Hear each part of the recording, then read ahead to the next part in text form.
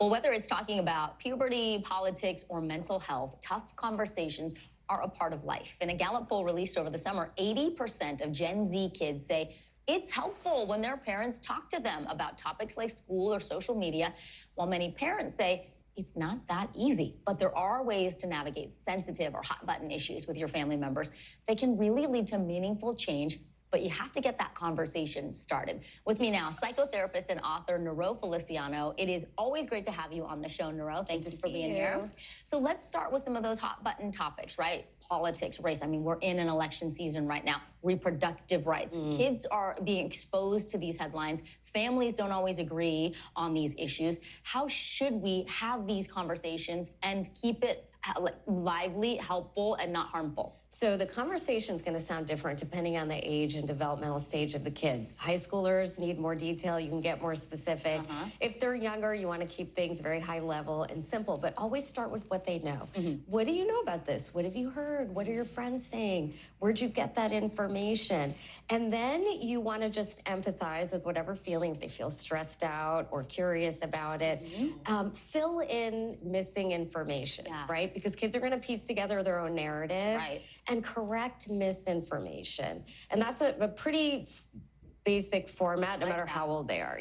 That's a great formula. What do you know? Where have you heard that? And then let's investigate together. Exactly. That's great. What about other difficult topics like relationships, you know, as you get into like middle school and high school, bullying, and then obviously substance abuse, screen time. I mean, there's so many topics we want to cover with our young people in a way that's not threatening. How do you kickstart those conversations and push past the initial reluctance sometimes too? Right, because as parents, oftentimes we haven't resolved our own feelings about these issues, right? So they're sensitive.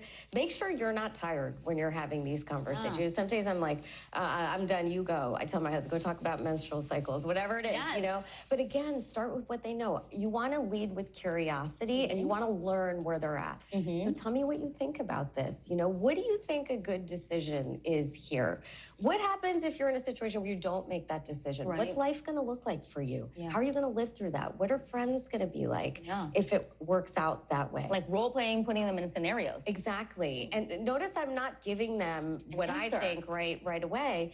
Then you want to empathize with feelings. You don't have to empathize with content because we may not agree with what they say, but I can see this is really frustrating for you, or that must be a really hard choice when all your friends are going to do something else. And with my teenagers, sometimes I'm like, do you want to know what I think? You know, do you want some guidance? Because if we give them some control, and also they don't care what you know till they know that you care. So the empathy piece is big. It opens the door to them then feeling understood and then wanting your opinion.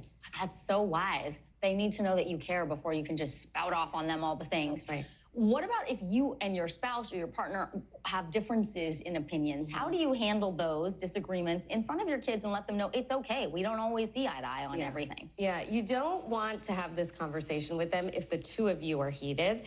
Come together, talk about what do we want to talk to the kids about? How do we want to present this? And start with the commonalities. Like, these are the things we agree on. These are our values. They want to know that you're unified. You can then present differences of opinion. Hey, it's okay. We've had different experiences. We think differently. And it's okay to disagree. So important where you start these conversations, not tired, not heated, and with questions. Always learn so much from you. Nero Feliciano, thank you so much. Stay with us. You're watching NBC News Daily.